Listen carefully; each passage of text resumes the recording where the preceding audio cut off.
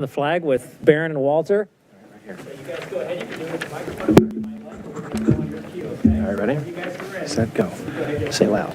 I pledge allegiance to the flag of the United States of America and to the republic for which it stands, one nation, under God, indivisible, with liberty and justice for all. Good job. All right. Good job. Great job. Great job. Let's take a picture of you. Oh, here, can you guys want to go up to the mayor?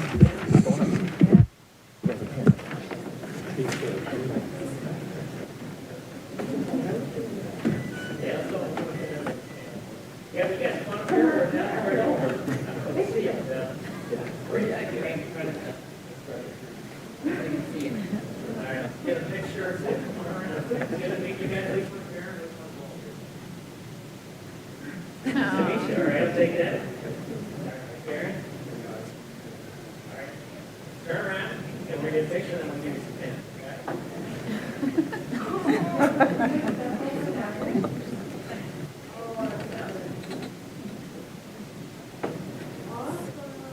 All right, here is a Walter pin for each of you.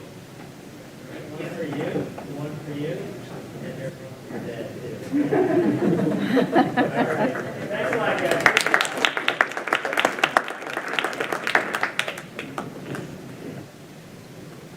All right, Madam Clerk, will you call roll, please? I will. Ms. Conley? Here. Mr. Duncan? Here. Ms. Hardy? Here. Ms. Leon? Here. Ms. Shantz-Hiscott? Here. Mr. Snyder? Here. And Mayor Tarter. Here. And we do have a motion for electronic participation by Mr. Duncan, if somebody can do that. Mayor, I'll make the motion. Please. Mr. Duncan, can you state the reasons and where you are for participating by electronic means? I'm in Knoxville, Tennessee, medical trip down to help my dad with doctor's appointments. I move that the City Council approve electronic participation by Phil Duncan in tonight's meeting for medical reasons pursuant to the City Council's policy on participation in meetings through electronic means as adopted by Resolution 2023-01. And do I have a second? Second. Madam Clerk? Ms. Conley? Yes. Ms. Hardy? Yes. Ms. Leon? Yes. Ms. Shantz-Hiscott? Yes. Mr. Snyder? Yes. And Mayor Tarter. Yes. Motion carries 6-0. Thank you. Thank you. All right, welcome aboard, Phil.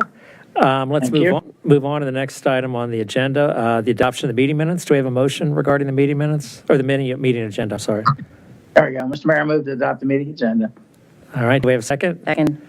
All in favor? Aye. Opposed, abstentions, the ayes have it. So it looks like we don't have any proclamations tonight, is that right, Madam Clerk?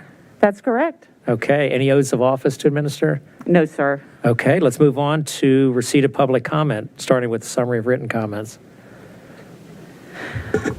Yes, the written comments for this meeting are as follows. The following wrote to thank council for support for biking and walking in the city. Joan Dixon from Springfield, Ron Erdman, 2412 North Roosevelt Street in Arlington, Kevin O'Brien, Washington Area Bicyclists Association, Virginia organizer, and Dale Reuter of 1014 Railroad Avenue.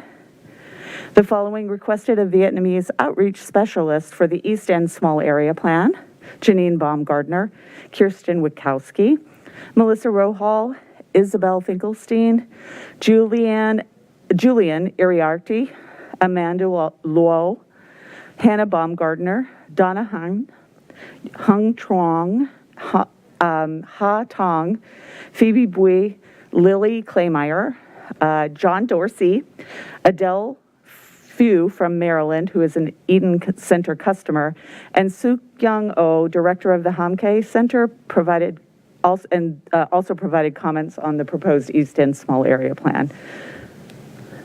We also received additional signatures for the previously received petition opposing Falls Church T-zone changes.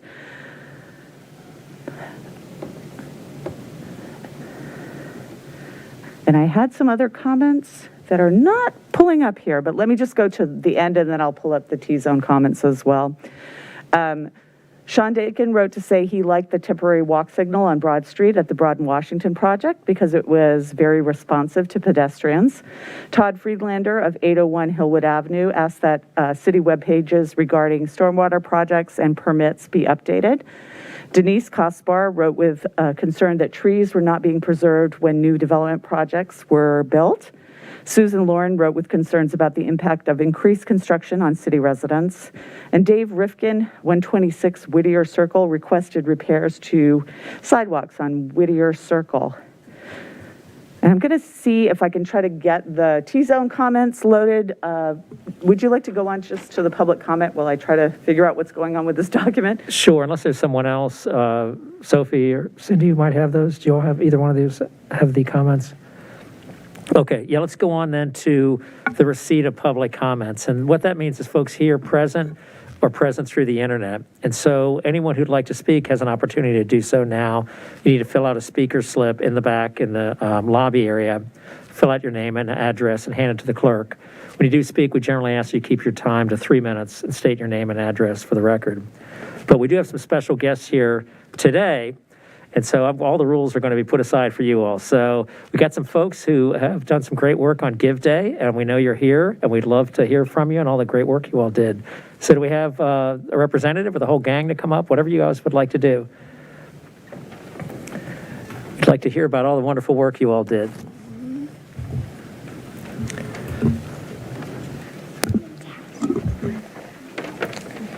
Hello, we are Give Day ambassadors from 5th grade. My name is Skylar Bowman, and with me today are my fellow Give Day ambassadors, Caroline Hayden, Jack DeSantis, Noah Hardy, Evan Toman, Jack Balazy, Maya Bracken, Beatrix Barba, and Anna DeRosa. We are here to tell you about our Give Day experience. Give Day stands for Get Involved, Value Everyone. It reminds us that Martin Luther King Jr. Day is best celebrated as a day of service. At the beginning, we were able to choose groups on how we wanted to help the community by what we were passionate about. These groups were animal welfare, food insecurity, art and sustainability in the environment, sports gear to Africa, and refugee assistance. Over the course of 8 weeks, we met to discuss and plan our big event. During this time, we learned a lot through guest speakers, such as Danny from Glasshouse, about environmental and sustainable issues. We were even able to experience a field trip to Food for Others, showing us how fortunate we are, while learning that Food for Others is able to pack 3,000 power packs for kids in Fairfax each week. Some groups held big sales during this time to raise money for their causes. At the big event on MLK Day, we saw our hard work pay off. Considering each group put in so much effort, we were able to pack almost 2,500 power packs, decorate and spread sustainable tote bags to the community, send tons of sport gear to kids in Malawi, Africa, deliver toys and supplies to the Animal Welfare League of Arlington, help the community build almost 2 pounds of toys for small animals, raise over $1,000 for refugee families in Falls Church. This was a valuable project by learning teamwork, setting goals, and experiencing the learner profile traits in real life. These showed us being caring by thinking and putting others' needs in front of ours. We were also open-minded by looking around to see big problems while being open to make an impact. The last trait that stood out was being communicators, because we had to communicate with our teams while we planned and with the community members at the big event.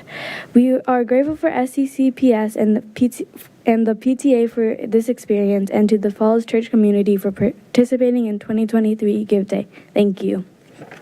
Thank you. That's very impressive. Big round of applause. You guys, why don't you come on down and we could get a picture with you, and thank you as well. Why don't you all come on down, come on around.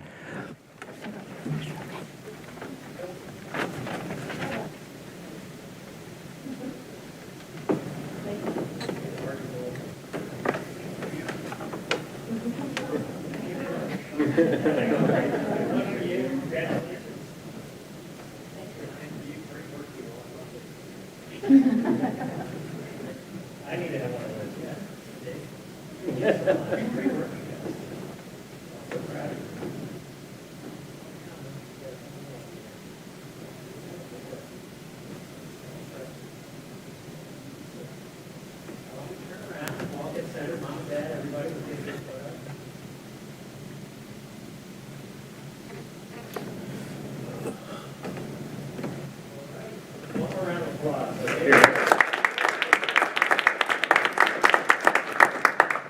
make Falls Church proud. So congratulations and thank you for the great work you all do.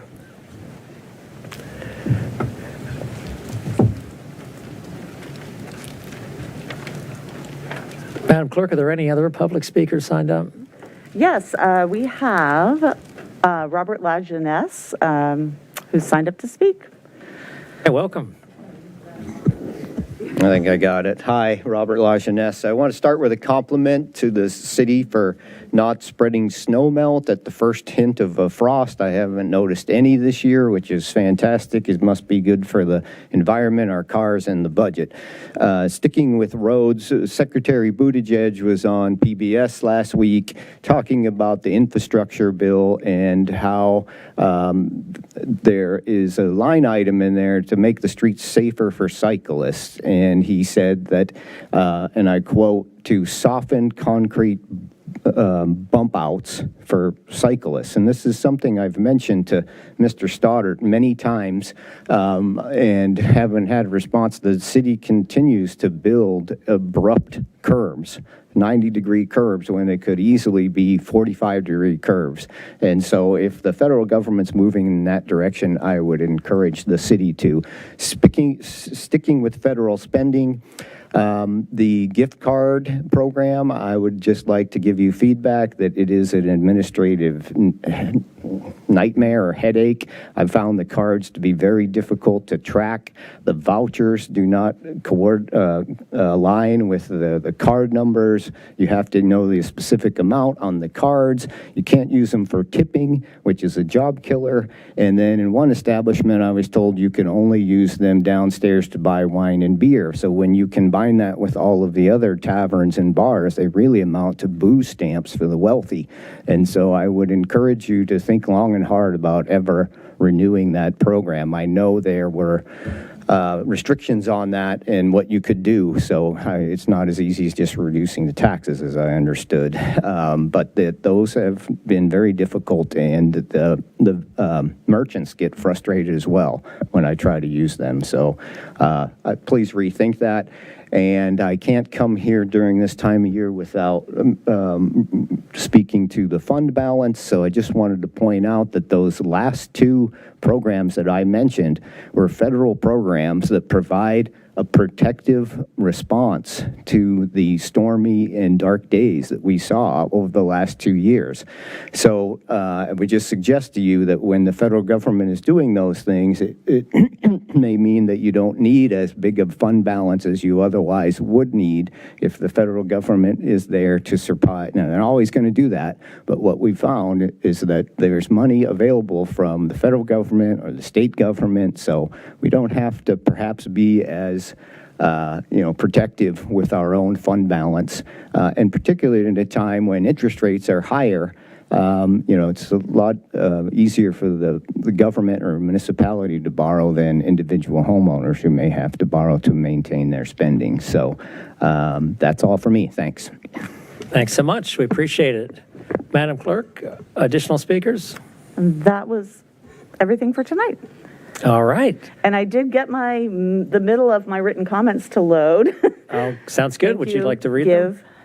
People for giving me that time. So the following wrote in opposition to the proposed T-zone changes: Bruce Byers of 405 Timber Lane, Mary Chavez, 215 Lawton Street, Aaron Flynn, 222 Little Falls Street, Peng C. Hynum, 206 North Lee Street, Maritza Hyde, 423 Park Avenue, Jimmy Jung, 203 North Lee Street, Linda Ann Messick, Edith Snyder, 116 Great Falls Street, Sarah Snyder, 306 North Maple Avenue, Lauren Thomas, 310 Lawton Street, Fred Thompson of 502 West Broad Street, Andy Ehrlich, 1304 Ellison Street, Michael and Ann Kelly, 2759 Summerfield Road, Shane Swift of 207 North Lee Street, who also proposed that a task force on the issue be formed, Sandy Tarpinian, 105 Great Falls Street, Kathleen Thompson, 502 West Broad Street, and Douglas C. Green of 430 Park Avenue shared his experience with previous rezoning that allowed office condominiums near him and offered his input as new transition zoning was being considered. All right, is that it? That's it. Thank you. Thank you. Let's move on to council requests. Are there any council requests that anyone would like to make? Vice Mayor Hardy? Thank you. Two things, Mr. Shields. On Oak Street, I guess some of us may be asking about this, with the new closure for the bridge reconstruction work. I've gotten some feedback from folks in the neighborhood that a lot of turnaround cars are happening on Oak and Lee. And I know we have sandwich boards and electronic boards at the top of Oak Street, but I don't think they tell people that it is closed to through traffic. And so a lot of people are using the bottom of Oak and Lee to turn around and causing some safety issues. And so we may want to revise the message or put additional signage at both ends of Oak and Lee, as well as Marshall on the other side. And then my second request is in response to the public comment we got from Mr. Rifkin at Whittier Park, and I know this is probably the third or fourth time he's written us about his sidewalks. As it relates to our January work session where we talked about sidewalk improvements, can we include Whittier Park as part of the consideration for how we deploy our sidewalk improvement money? I know that's pretty expensive to fix all the Whittier brick sidewalks given the construction issues when they were built, but maybe a phase plan so that we can be responsive to the concerns from that neighborhood would be appropriate. Thank you. Mr. Snyder? Yeah, I just wanted to summarize both verbal and written comments to the Metro Strategic Plan.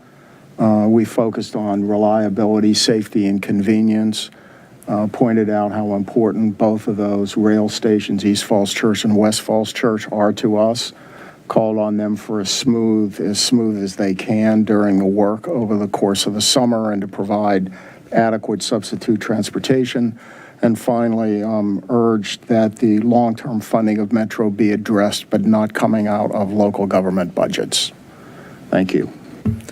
All right, other council requests? I would just mention one thing that city manager and I have spoken about, but it looks like there's also dried concrete that spilled off some of the trucks on Route 7 as you approach the 10-acre development. I don't know if you all have seen that or not, but it'd be good to square that away with the developer there.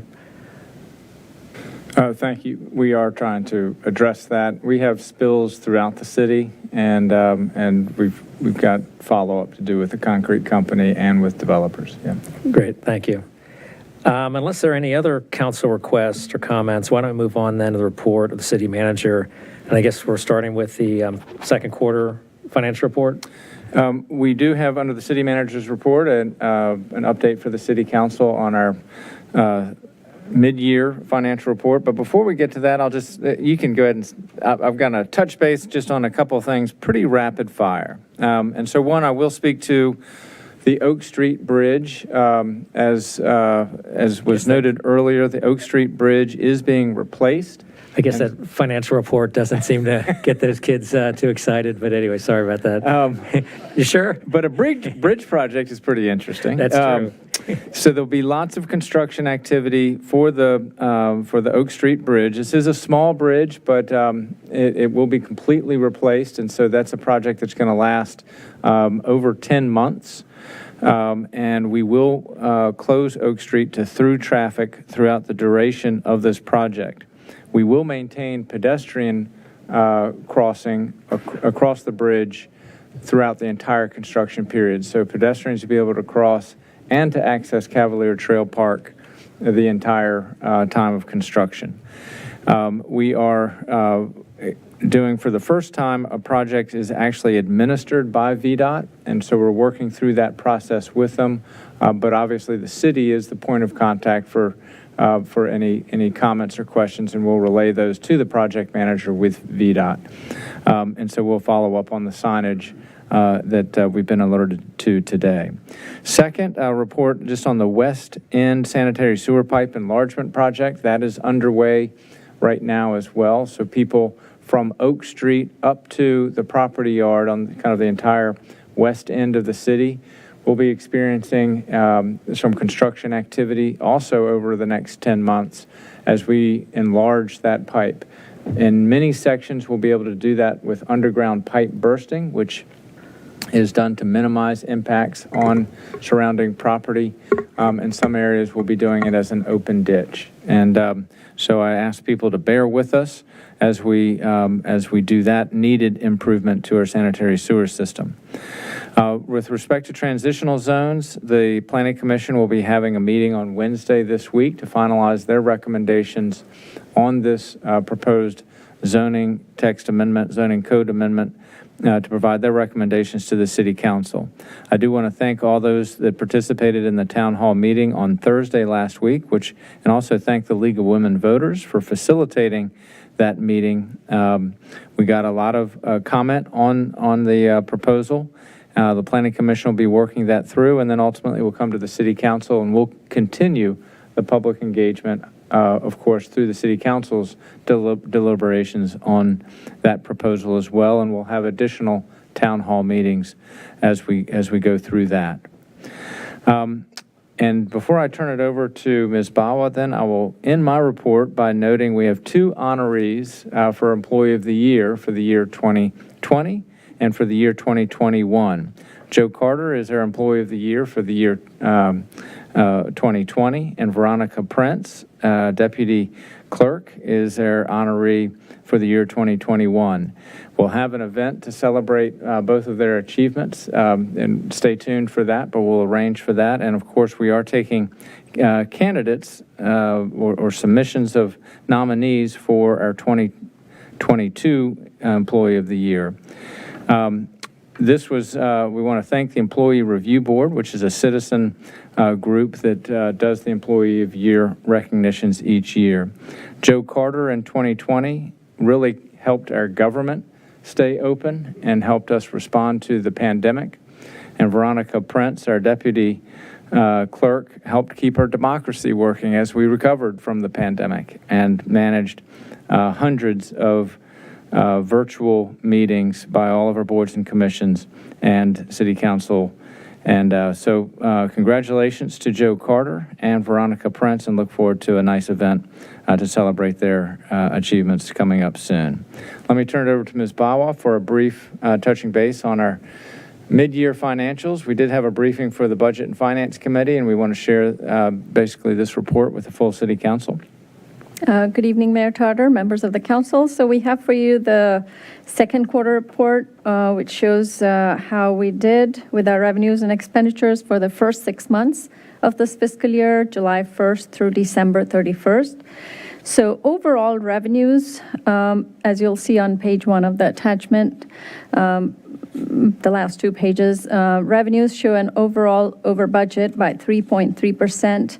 And this is primarily due to the personal property taxes, second line, second row from the top, 12% over budget and roughly 17% year over year. And this one, we do not anticipate these increases to go into next year as the values of these cars, the new and used vehicles, are being reported by J.D. Power Valuation Services that a 12% decrease in December 22 over December 21.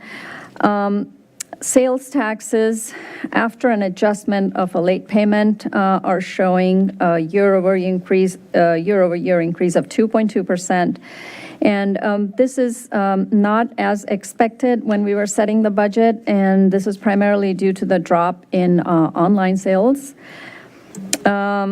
which were significantly high during the COVID time. So that's one of the big changes we have seen. Meals tax, on the other hand, has seen a significant growth, 16.4% over budget and roughly 20% year-over-year increase. And this is well above the pre-COVID levels with some growth factor in there.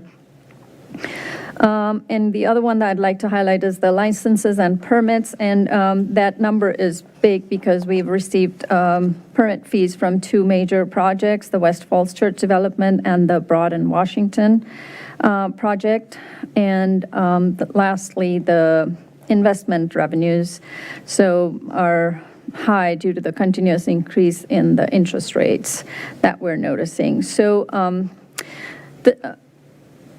as we all want this information to inform us as we get into the next budget developments for fiscal year 2024, the little table on page 3 of the report, Sophie,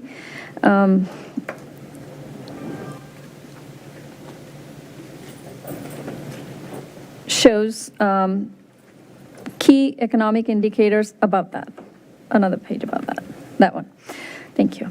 So shows key indicators and how the second quarter results compare to what the December projections were provided at the time when we got guidance from City Council. So personal property tax, as we discussed, seems like in line with the projections that we did.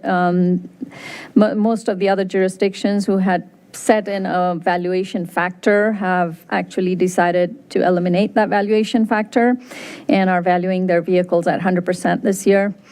And sales tax, we had projected a 2% increase, whereas we are at negative 3% right now.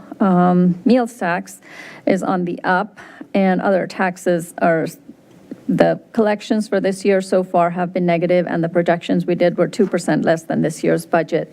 So basically, the other taxes, some are down, some are up, and we will look at what results come in January and February before we bring, the city manager brings his budget proposal at the end of March.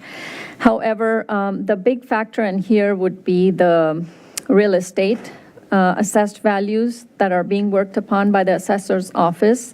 I do not have any information on that yet.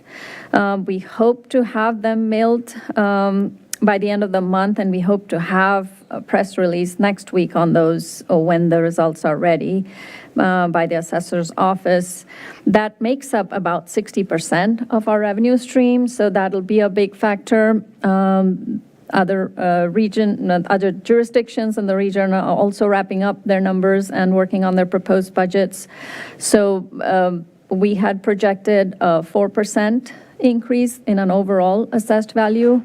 At this point, again, like I'll say, I do not know what the number is. Irvin's and his shop is still working on it, and we'll provide that as soon as we have that available in a press release, as well as bring it to council and city managers. But if we do see any upward trend on that compared to the December projection, after accounting for any of the decreases in other revenues, that'll be a revenue, that additional revenue based over the December projection.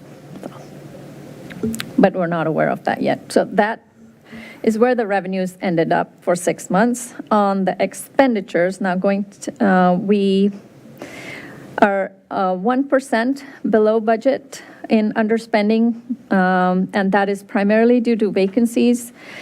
The city is observing 15% vacancy rate right now, with about 37.27 vacancies.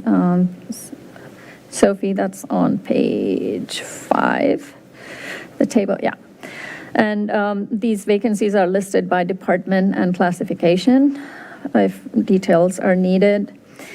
And the underspending, the intent is to use those to make up for the services that need to be provided using outside consulting help if we have to before the end of the fiscal year. So departments are working on towards that, and also towards recruitment of these vacancies.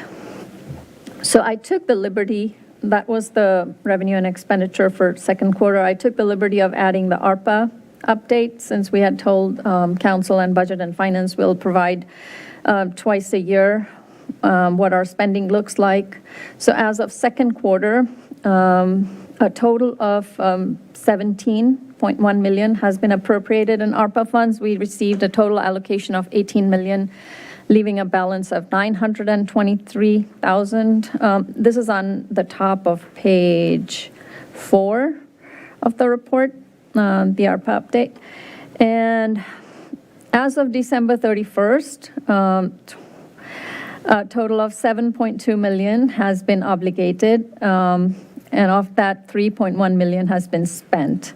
And the table on that page shows by project, the budget, the actual, and the remaining on those. Most of the additional funds that are obligated and are not yet spent are for stormwater infrastructure project and the HVAC replacement for one of the Mary Ellen Henderson School. So that concludes my report. if there are any questions, happy to address those. All right, any questions? Yes, Ms. Leon. Thank you, Ms. Bawa. So that underspending of the head count is totaling 252,000? Is that, just to confirm, just for the public record, what is the 37.25 vacancies translate to? 252,000?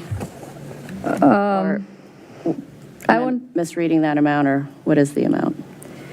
So the vacancies is like at a point of time. Not every vacancy started on July 1st and is going to end on June 30th. So this is as of mid-January when we ran this report, we had a vacancy of 37.25. If you take an average of, say, 70,000 per position, I mean, we can multiply that by 37.25 to see what that cost would be. But that would mean it's assuming the vacancy is for the whole year. Some vacancy is going to be for a few months. Some get recruited faster. These are not all the positions that were added in the budget. These are on positions that have been around and cyclical in nature for vacancies. Yes, I didn't hear an amount. So what amount does that equate to that we're allocating in underspending to staff augmentation for the headcount that we don't have? I'm sorry, are you asking about third-party contracts? What amounts? So that's...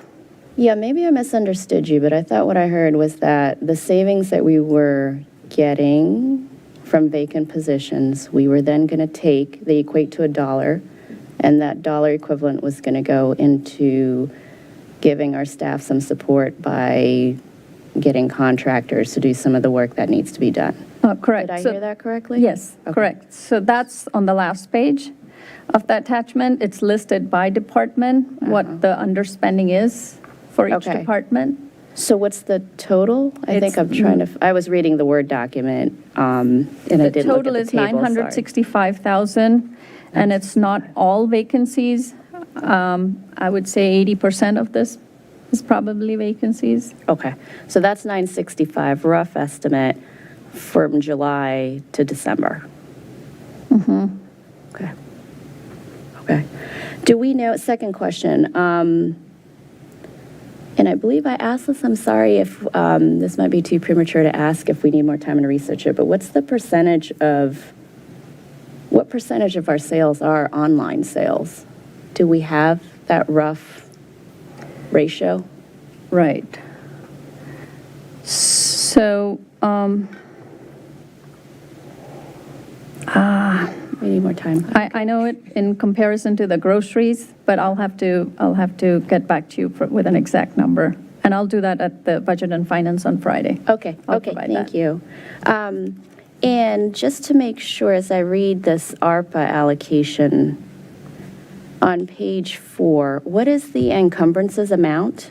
It's $4,153,000. So the comma is in the wrong place. Okay, so it's $4 million. Okay. That's it for me for now. Thank you. All right. Other questions, comments? Vice Mayor Hardy? Thank you. I think we briefly talked about this in Budget and Finance as well, but maybe for the full council's benefit. So going back to revenues, especially as it relates to the upcoming budget. So the main area that I think we need to look at for is sales tax, as you said, Ms. Bawa. So the exposure is 5.3% or so, given that we are 3.2 below budget and we projected 2.1%. What does that translate in terms of actual dollars? So that translates to our sales tax budget is 6.8 million, roughly, and 5% of that is about 300,000. Okay. Yeah. That's good to keep in mind. And then on the expenditure side, Mr. Shields, I believe you said 15% is probably one of the highest vacancy rates we've had to date. Is that correct? It's the highest I can recall that the city's ever had. Okay. And there are a couple of acute areas, it looks like. So between DPW ops, transportation engineers that you've called out for us, are there other areas that we need to be aware of or the community should be aware of as it relates to kind of impacts to services or projects not getting done? So CDL certified drivers who are certified for commercial trucks, there is a regional great competition for them. Mental health workers, with respect to the Aurora House, we have vacancies there.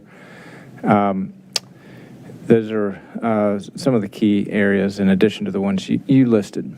Okay. And I will share also that this is a kind of a regional and national problem. We have had regional conversations about this problem, and 15% is pretty typical for the counties and cities around us. But it is definitely the highest level of vacancy that the city's had that I can ever recall. Okay. And do we know how much, I guess, competitive pay would make a difference, or is it really kind of a broader labor issue? So there's definitely a shortage. It's kind of this national phenomenon of 1.7 jobs open for every person looking for a job. That is kind of the national statistic.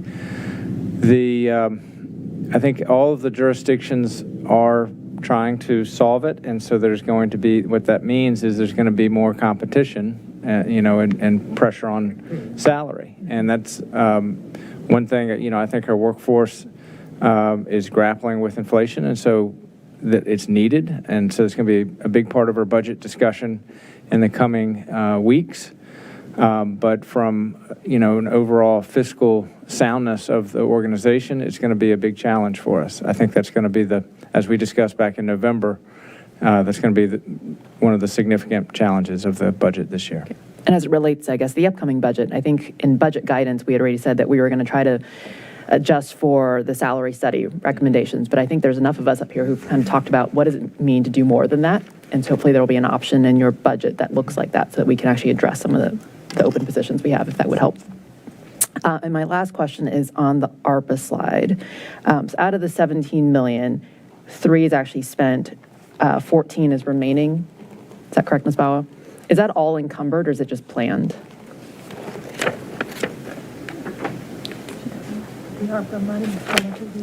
Yeah, sorry. So we have everything encumbered except 923,000. Okay.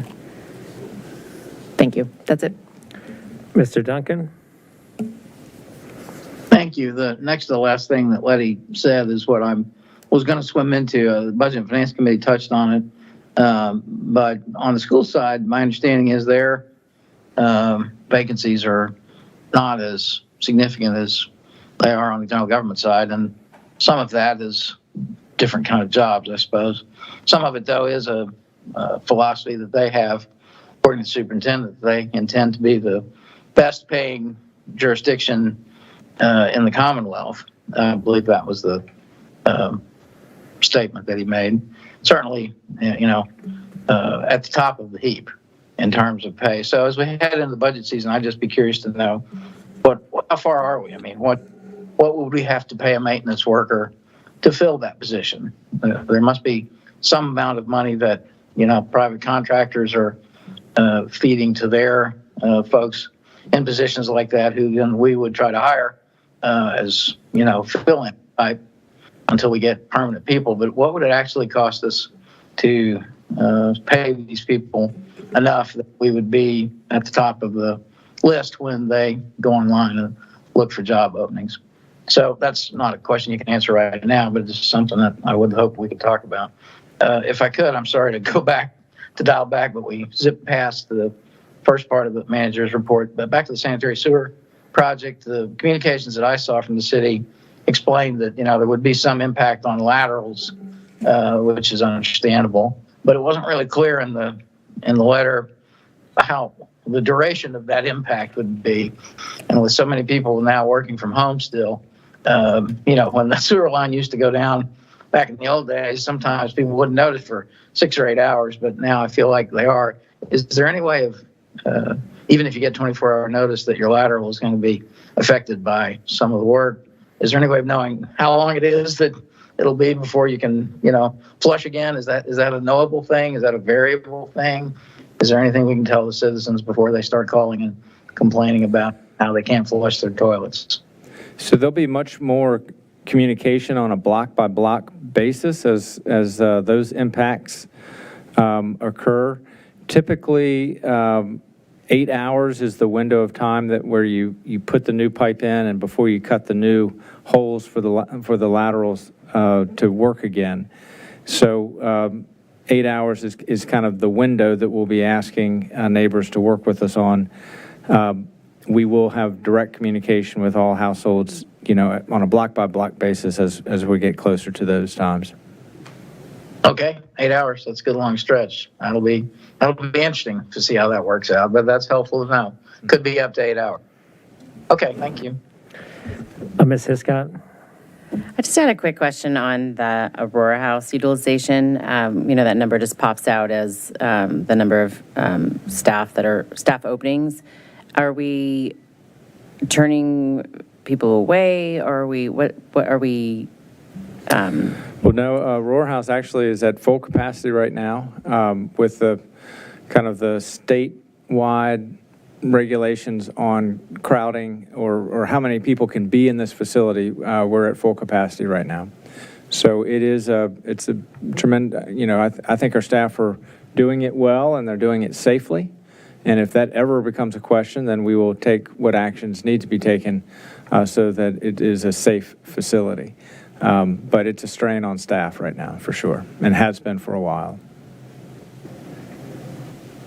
All right, any other questions or comments? You have a question of yourself? No, I have an answer to Ms. Leon's question, okay. if I may give it. So online sales in 2023 for the 6 months make up 41% of the total sales tax budget for the 6 months. And this compares to last year, the online sales were 55% for the 6 months. And groceries are about 40%. And that was in 22, and that's also in 23. It's been kind of consistent, grocery. All right. Did you say 40% of all of our sales tax comes from groceries? 44%?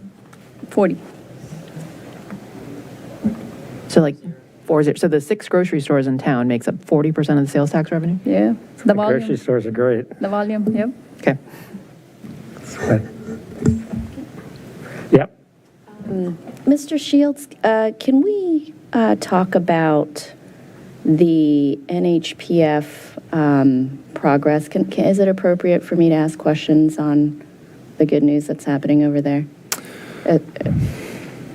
So go ahead. Or did you want to give an update? Because I know. So the good news is, thank you for the prompt. The good news is we have the NHP, in partnership with NHP using Amazon Reach grant funds, we are purchasing homes, putting covenants on those homes, and then reselling them as affordable housing for home ownership affordable housing units.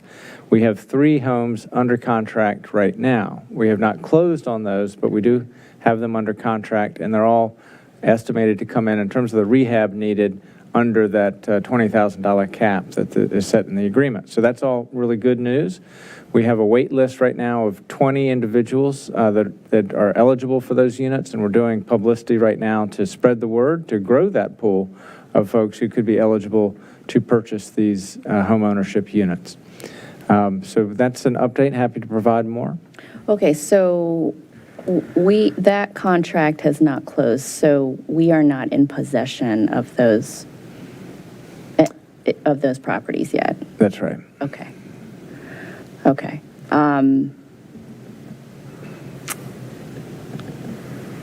And we already know when we've walked through those properties that just based on the inspection, we're highly confident that it's under the $25,000 threshold for renovation and rehab. I don't know that for a fact. I've just been told kind of in passing that it looks like it's looking good. Okay. So I can't say it any more than that. Okay. But we have that data from appraisal reports, and I mean, we've done inspection on those properties. I think through our MOU, it's kind of NHP does the majority of the work, but I think that's the initial assessment. Yes, they're supposed to do that, but just making sure we've got the governance to kind of evidence all that stuff, trust and verify. Okay. Okay. Thank you. Did you have, go ahead. Did you have a report, Mr. Shields, in addition to answering questions? No, I'm all done. Okay, great. Ms. Conley? First, thanks, Ms. Bawa, for the just thank you. There was just a thank you for the that presentation on the budget. I appreciate that. And I just want to remind council that the school board will have a meeting tomorrow night where they will be doing some budget Q&A. So either tune in if you can. I will be sure to send a link to you so everybody can keep updated on what the school board is working on their side of the budget. And then, Mr. Shields, I just wanted to talk a little bit about the Oak Street Bridge, because Ms. Hardy mentioned that the neighbors on Lee Street are concerned that there's more traffic on their street. I think that's part of the plan, right? That traffic will be able to do that loop. So if it were turnarounds, like a 3-point turn to turn around, that's not the plan. Right. But if for students, parents can use that basically at Lee and Oak to drop their students off and then continue on to complete the loop. So some are doing that, but if people are not getting, we'll inspect the signs to make sure they say what we want them to say to avoid unnecessary trips down that road. Right. I just wonder if people don't know that if they're making U-turns to go back up Oak Street, then they may not know that they can exit out the other way. Mm-hmm. Or is it more traffic on Lee Street than they're used to having? I'm not quite sure what the problem is, but it probably, yeah. So we'll work on our messaging, and it is day one, and so day one is usually kind of messy. The most chaotic, and then people get it sorted out. I would also remind that we do have that very good email list of that neighborhood from the neighborhood traffic calming, and that would be a really good way to get in touch with those neighbors and let them know exactly what's going on and who they can contact if there is a problem. All right. Other questions or comments from Mr. Shields? If not, let's move on to the business on the agenda. Do you want to call the first item, Madam Clerk? Yes. Our first item is second reading and public hearing on TR 22-34, resolution amending special exceptions SE 03-0136 and SE 03-0137 for 513 West Broad Street, the Byron, and as amended through Resolution 2011-25 to allow for additional permitted service and office uses for the first floor commercial spaces currently restricted under the voluntary concessions, community benefits, terms and conditions, VCs. Mr. Shields, who's handling this? So Mr. Jack Trainer will provide the staff report. This matter is before City Council tonight for a public hearing and final consideration, and the staff recommendation is in favor of the motion to approve this amendment. I'll turn it over to Mr. Trainer to provide the report. Okay, thank you, Mr. Shields. Good evening, Mayor Tarter and members of council. My name is Jack Trainer. I'm staff planner. Tonight I'll be presenting an item for final consideration, which is a request to amend the voluntary concessions, community benefits, terms, and conditions for the Byron, located at 513 West Broad Street, regarding the use of ground floor commercial spaces. As was mentioned, staff does recommend adoption of the proposed motion, in part on the following benefits, which are increased certainty of a parking management and dedicated parking spaces for retail and other commercial uses, increased certainty of commercial anchors paired with flexibility for other spaces to respond to market changes at the site.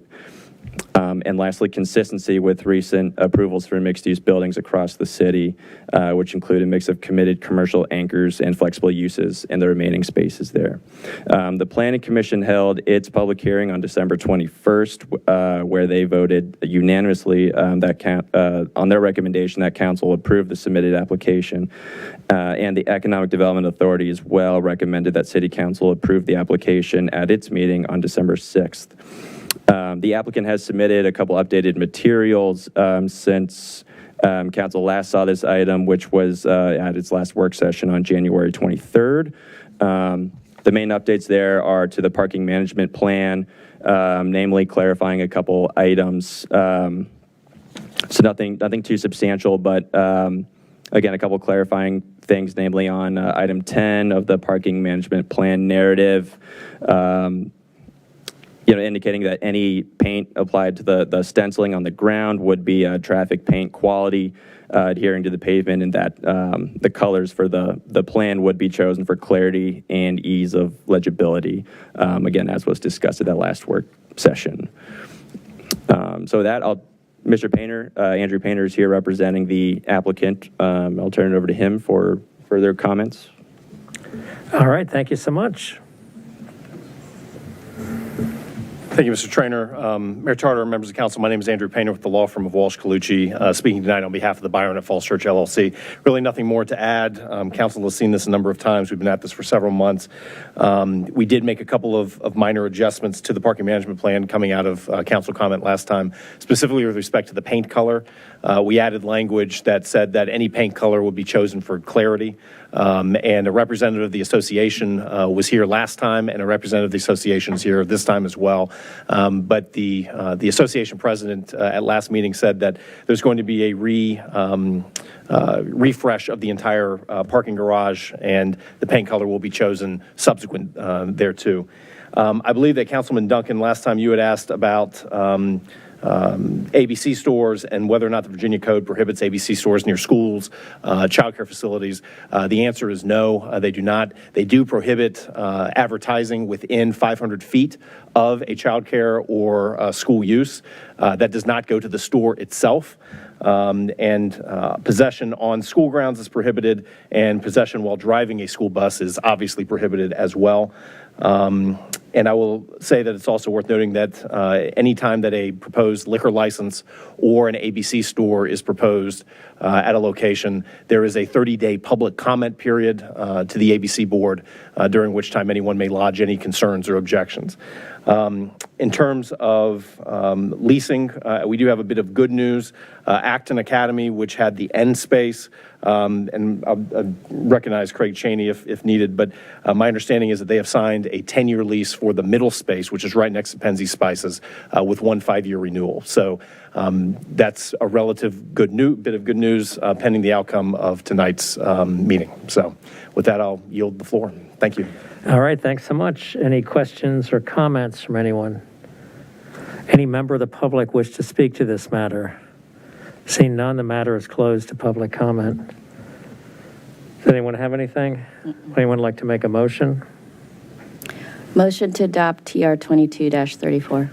Do I have a second? Second. All right, before we get to that, Mr. Duncan has a comment or question? Thank you. I just wanted to say, yes, that is exceedingly good news on the Acton Academy lease. And also we appreciate the continued work on the parking to make the garage signage and painting clear to everyone. Thank you very much to all involved. All right, Madam Clerk, Ms. Hardy. Sorry, I was not fast enough on the question or comment. So yes, to echo Mr. Duncan, that is good news to hear that we have a good use expanding into that space. I actually had a question for kind of staff as it relates to kind of the broader discussion we've been having about ground floor uses. So I know Mr. Painter was very generous in saying that this has taken a couple months. I think, in fact, it's probably taken longer than a couple months. So thank you for the patience on that. This has taken us a long time, and given that we also have Pearson coming in front of us soon with the SE amendment as well, one conclusion I have is that it seems like if we can make these SE amendments more modest in what they're requesting, things go faster. So the initial version of this, I remember the Byron had come in asking for all the flexibility for the entire ground floor. And then it got pared back when we took out Harvey's and Penzi's, and I think they're only asking for the right-hand side now, correct? Correct. Are there other kind of lessons learned from this before we take the vote? Because I do think that's a worthwhile discussion. Yeah, well, I think making it as in terms of the full by right range of a zoning district, it makes sense. I think to staff, we've seen the Byron come back in numerous times, as well as Pearson, that requesting just kind of a little more every time. I think a request was made by Councilwoman Connolly last time to kind of again expand, or kind of ease this process. So the kind of, I would say just the general allowance by right seems to be a takeaway from staff to kind of combat coming back here every time there's a new, proposed use that might otherwise be allowed by right, if not for, limitations citations made earlier. Got it. Because I think we all share the desire to kind of expedite this as fast as possible Sure. because we want businesses to open up in there.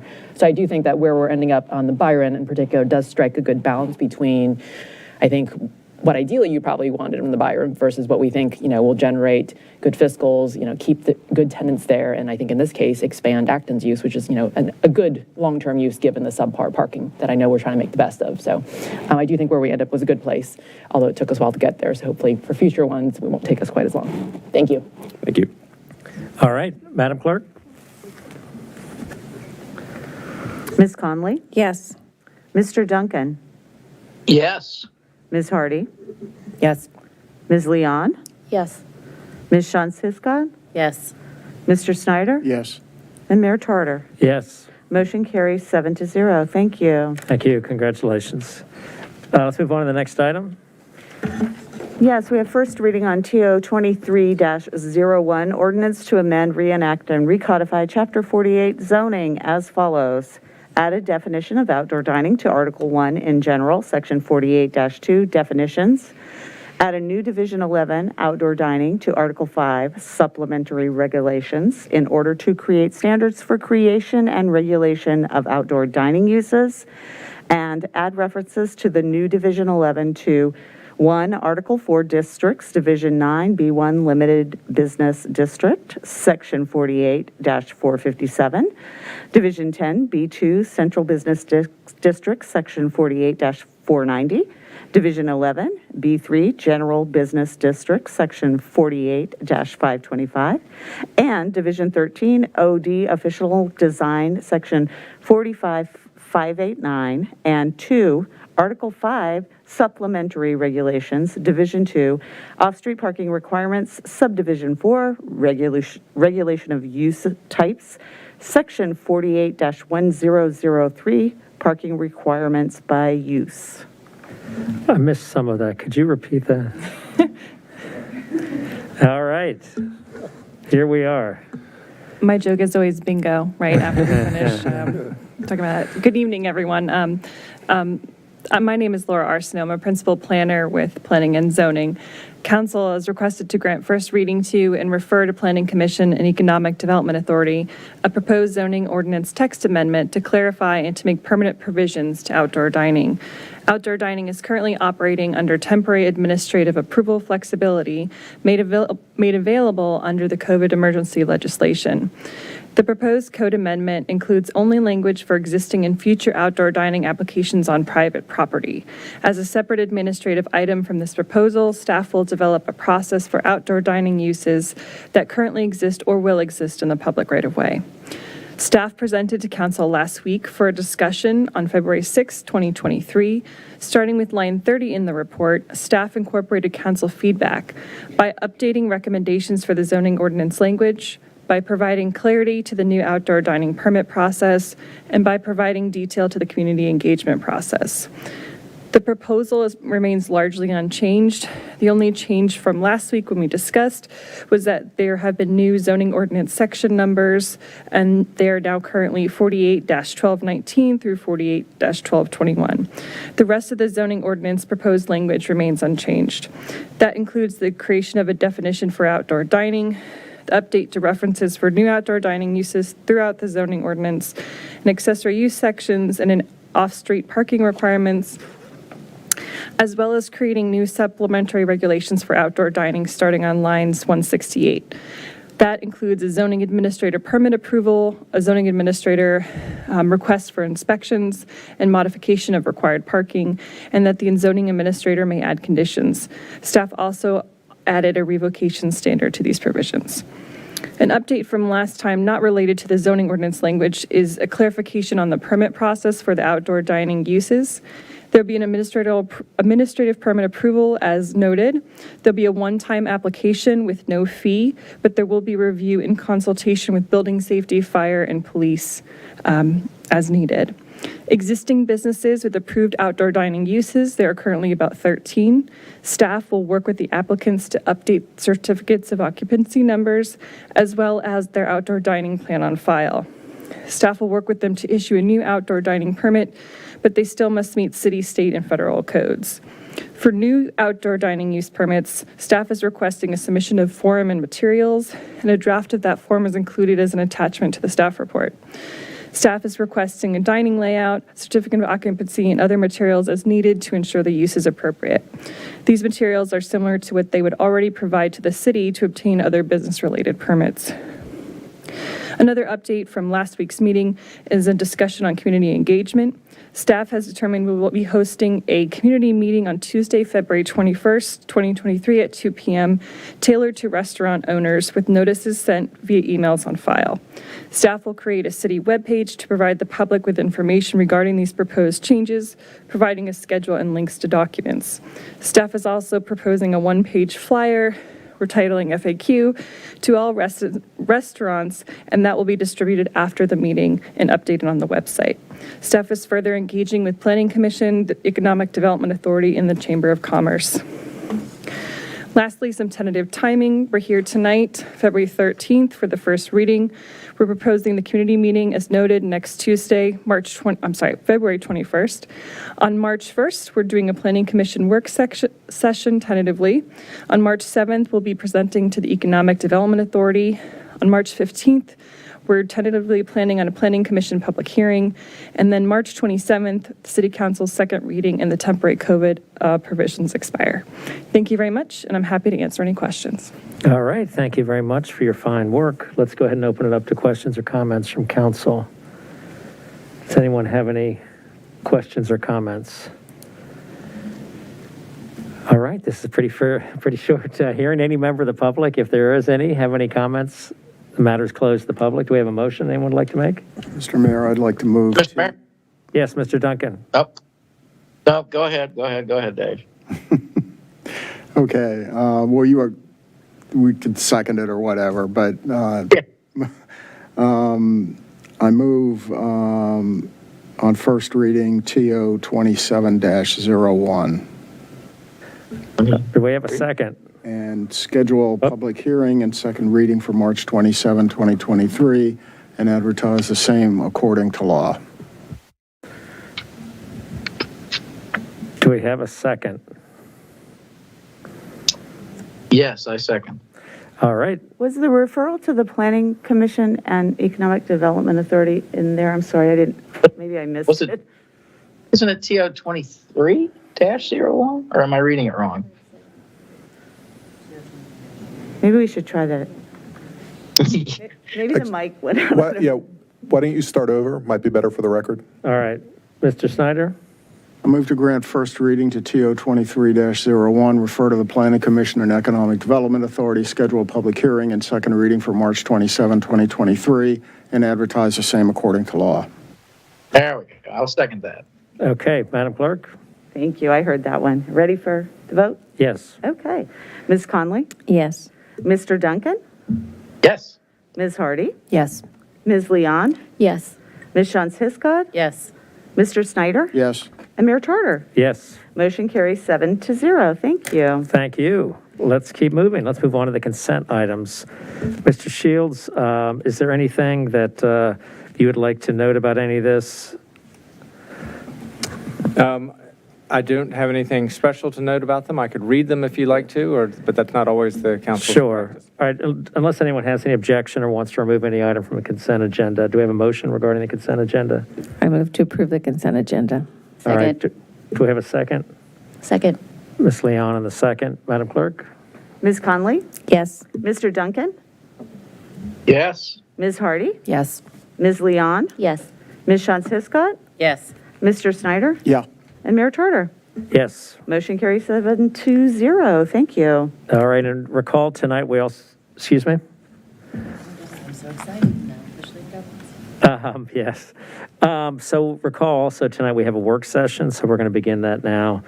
And Mr. Shields, would you like to kick that off? Sure. Thank you, Mayor and members of council. So we have our second amendment to the current year FY 2023 budget of expenditures and revenues.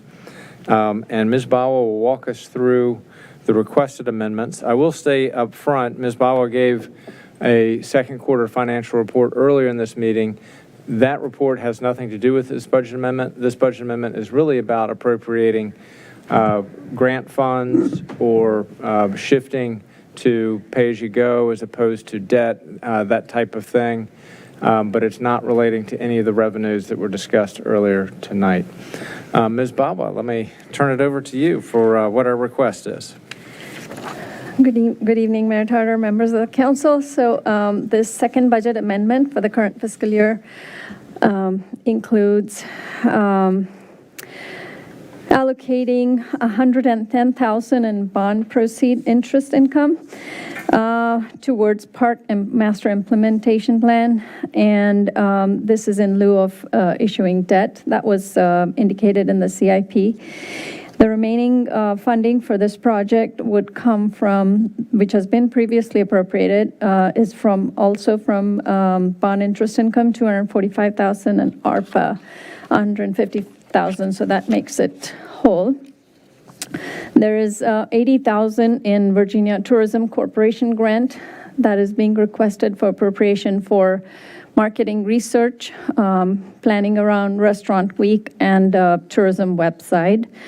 $30,000 for litter management and invasive plant management. This is funding we are receiving for the litter prevention and recycling program. So the intent is to use these funds towards recycling program and activities, litter prevention and collection, and invasive plant removal along the stream corridors in the city. A little short of $20,000 is for insurance reimbursements that we have received. We need to recognize those. And the other one I'd like to call out would be $35,000 that we're moving from the Parklets program to the small business gift card match, and that program is very popular, so it was determined that we would supplement some funds there at $35,000. And $100,000 request is from staff to move from stormwater fund balance to work on the Upper Lincoln Stormwater Project, and that would leave a balance of $1.4 million there. And finally, move IT department budget under finance to realign with the reorg that was done previously after this year's budget was adopted. So that concludes my report. All right, thank you so much. Let's see if anyone has any questions or comments for you, Mr. Snyder. I had mostly questions. The Virginia Tourism Grant, I'd like to know more about eligible expenditures, because these look okay, but they don't have lasting, the tourism website might have lasting value. But I'm just interested if there might be something of more lasting value that we could do with that grant. So that's just a question. Okay. The litter management, so the plastic bag taxes are generating $25,000? $5,000 a month, yes. $5,000 a month. Mm-hmm. Oh, so what do we plan to do with that money?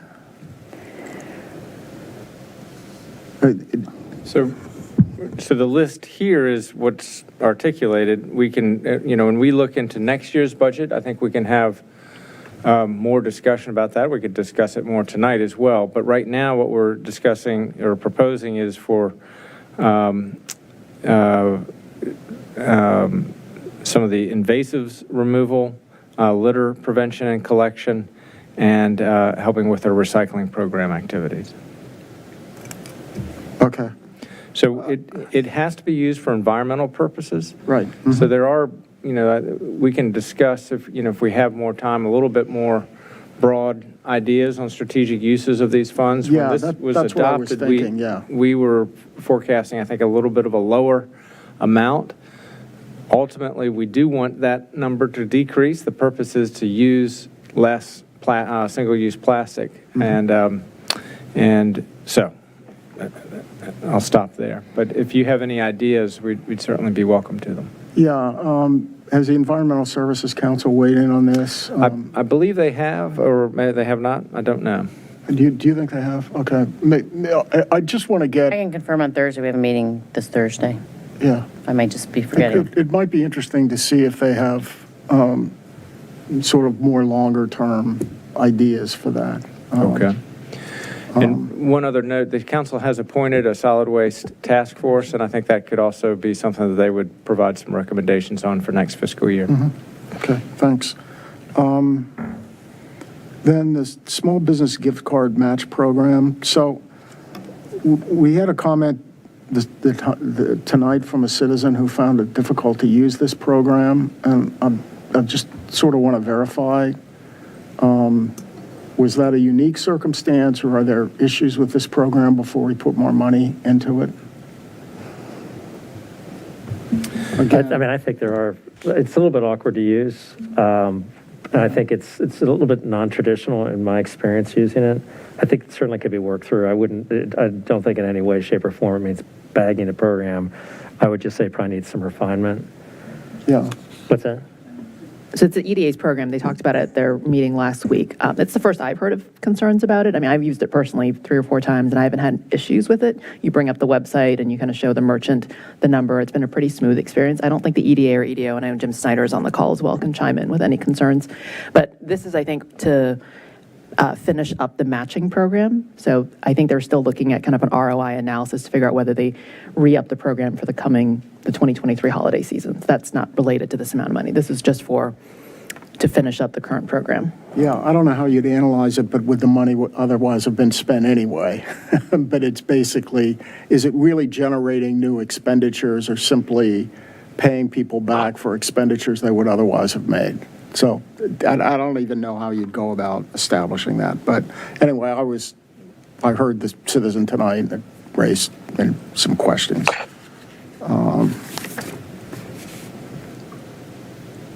And then parklets, I see that we're taking money from parklets, and it might be interesting to know where is that recommendation? So that is something that I think the EDA worked through. When they saw the sales of the gift cards taking off, I think they wanted to augment the bonus, for the 50% bonus that you would get when you purchased a gift card. And so they wanted to make that request to the council to take that from the parklet, which had also been appropriated to the EDA. Those are the 2 main things that the EDA was working on with the ARPA funds at this point, is the parklets and the gift program. Yeah, I'm just trying to figure out if there's long-term use rather than sort of short-term use. Where are we on that? It's just questions for discussion. Thank you. Other comments? Ms. Hardy? Yeah, I agree. I think one of the principles we talked about kind of with ARPA is how do we make sure that it's long-lasting and pays dividends. And I think parklets is a good example of that. Investing in infrastructure, stormwater is another good one. So I think those are probably one of our largest expenditures out of the $18 million in ARPA. A really more tactical concern. So I know that we're trying to appropriate money to fix damaged property. And so ones that have been really glaring in particular is light poles that keep getting taken down on Broad Street and Park Avenue, and we're just leaving the stumps. And I know that they were probably back ordered, but there's one in particular up near Birch and Broad that I flagged to staff. There's actually shattered glass that's been laying there for 3 months, and we've just coned it off. It's in front of the NASA Federal Credit Union right on Broad Street. So there must have been some accident, but I don't know whether we're waiting for insurance to take care of it. But do we have an update on when we can replace all those light poles? So there's an insurance component to it, and then there's an order them and replace them component to it. And I know that second part is where a lot of slowness is. But Cindy, I don't know if you have an update. We filed the claims and received the reimbursement on the insurance. So this is appropriating the money back into the departments because it comes in as a revenue. The bigger issue is the supply and demand and the back order on the new light bulbs to replace. So I know DPW's placed the orders. We'll have to check on the glass because I thought they had done a cleanup because I knew they had coned it, so we can follow up on that piece. Yeah, it's been coned off for a couple months, and I flagged it to Sandy. And then on Park Avenue, we just have a design issue around the rear of the Spectrum that where the lights are and people loading and unloading the box 3 of them trucks have tend been to taken hit it. down on Park. So it looks quite bad. Does it help if they're going to be painted black as opposed to gray? Does that help them come in faster? They will be, all the new ones are in the black color. But it doesn't really get them here quicker because that's just the finishing painting. I was just versus being the- sarcastic, I think. All right. I'll echo, I think, what maybe Dave said about the tourism grant about marketing research. I got to say, I doubt we need a bunch of marketing research. I think it'd be really better to get some deliverables, in this first one here. Well, so an application was sent in, and what the Department of Tourism approved was specifically this grant and this allocation. And these were all eligible uses. I think other uses were, we kind of tailored a grant to what they were willing to give money for. Okay. This is another one where there's been pretty extensive discussion with the EDA, and I think they, there is thought that has gone behind it. And we can get a bit more information on it, since I think this is the first time the City Council has had this before you. Got it. Okay, that's fine. All right, unless there's anything else, why don't we keep on moving? Any business not on the agenda? Mr. Snyder? Thanks, Mr. Mayor. I thought we might ask Cindy Mester to give us a quick review of the legislative developments with this session ongoing in Richmond. Would that be agreeable to folks? It might be useful to quick one. It will be quick because there's still a lot pending in Richmond. So as council is aware of, we've had crossover, and the House and Senate have issued their budgets, and we're scheduled to adjourn February 25th. So a lot will happen over the next couple weeks. So a few highlights. On the budget front, the House budget was proposed $1 billion lower, $1 billion with a B, revenue than the Senate. So they have a big gap to restore. The reason for the House delta is they included the governor's tax cuts, legislating that in the budget because the bills had not survived the General Assembly. So the conference committees have been identified, and they're starting that work. Locally, we're looking at the impacts on the cities and localities that are proposed, but a lot's not sorted through yet, so more to come on that. However, there were some key highlights that I wanted to mention. The budget language does include the local option for a school referendum if you wanted to do 1% tax revenue towards schools if it passed a voter referendum. That legislation had died, but it's been placed back in the budget. Anything placed in the budget will only last the 2 years of the budget and then would have to be revisited. There is money on both the House and Senate side to hold harmless the schools for the Department of Education's calculation error. There's slightly difference in how they're proposing it, so it'll have to be resolved. But the positive news is that they put budget money in there. The not so positive news is that, especially on the House side, using less revenue, it's got to come from somewhere. So it may be to the expense of some other increase, and so that we don't know the nuances yet, so we're trying to sort that out. There is positive news for the City of Falls Church in that Senator Saslaw's request for funding on the general government school side is in there. It's not the full amount, so we're trying to sort out exactly how that plays out, but that was very favorable to see. On the legislative front, a few key highlights. No reduction to the 1% grocery tax is in the legislation or the budget. So that dollar amount for revenue planning on the local level is whole and not an issue for the CFO to deal with in developing the budget. There is concern on the transportation front. There's legislation where some of our Transportation Partnership Opportunities Fund would come off the top that's normally used for transit, which helps VRE, WMATA, and our regional bus systems, and go straight to transportation economic development projects. All the projects are good, but they should be funded separately versus taking it out of our normally competitive pool. There is money being put aside directly for VRE, parallel to WMATA, and that's actually good for the overall transit funding approach.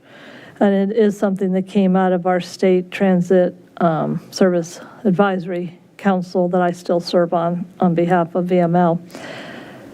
Part of that bill, though, also sets a cap for the state funding for WMATA, which is positive because it's higher than what they're doing now, but it also caps it at a level that doesn't really meet the need. So that's something all of us, including our regional transportation partners, are tracking.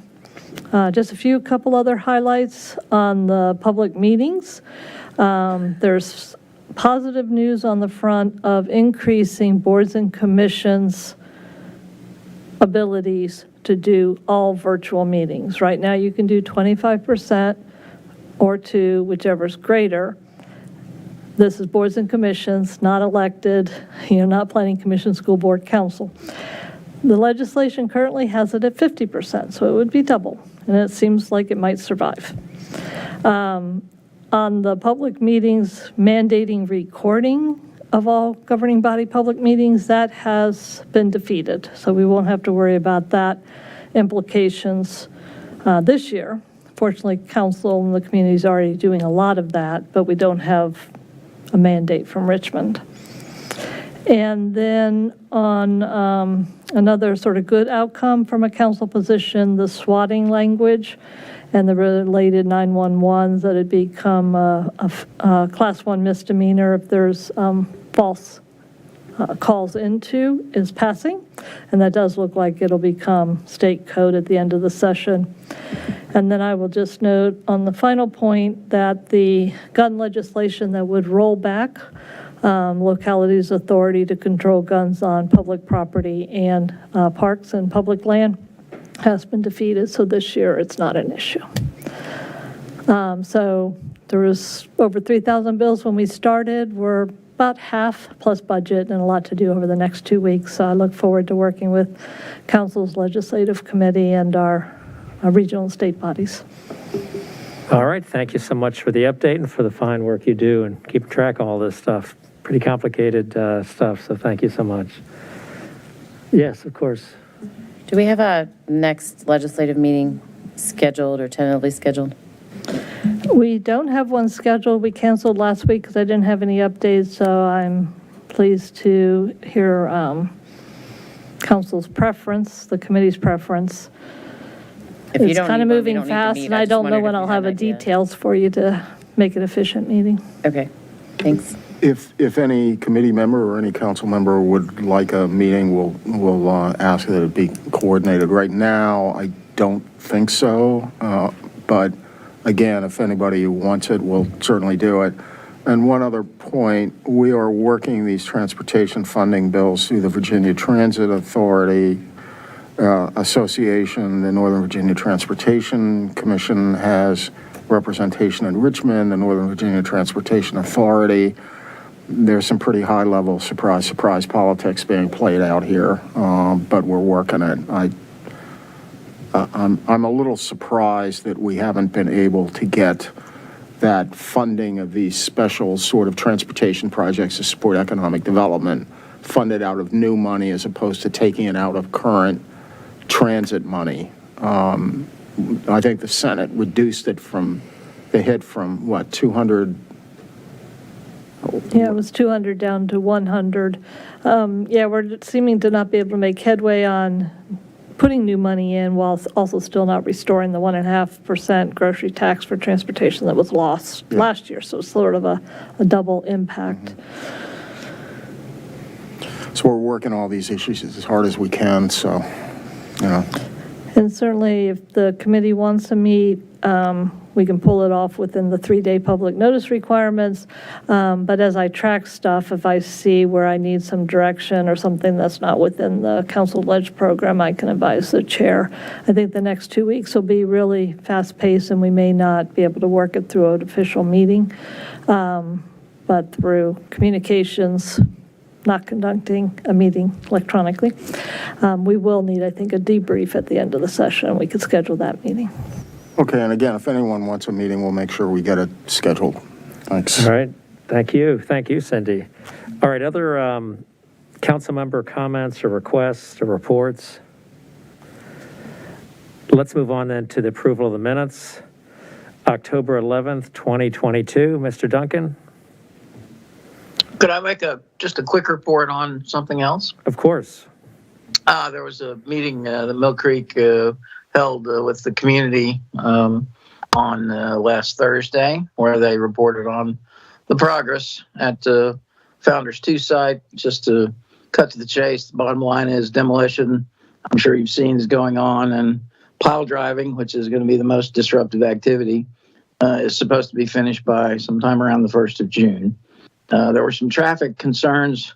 Not that many folks dialed into the meeting, but there were some traffic concerns raised, and they fall into the category of hopefully things will sort out once people are used to the new situation. But just we should keep an eye on things on Southwest Street in particular and make sure that traffic patterns are being monitored and safety is, on everybody's mind. At any rate, it was a good meeting, and there was some further information. Founders 1, restaurant openings, and work on the theater, but we can talk about that later. If you want to move to the minutes, Sure. The minutes look pretty good. Just a couple of nitpicks to pick. On line 75, it should be all students in all schools, not all of schools. And in line 319, government operations needs to be plural operations. My cat is coming to help us decide on the minutes. So with those changes, my dad's cat, with those changes, I move approval of the minutes of Tuesday, October 11th, 2022. All right, do we have a second? Second. All in favor? Aye. Opposed? Abstentions? The ayes have it. So I think the plan is as well to not have the closed session tonight, but actually consider the materials we received earlier this evening in a little more detail before we spend time discussing it and some of the other things as well.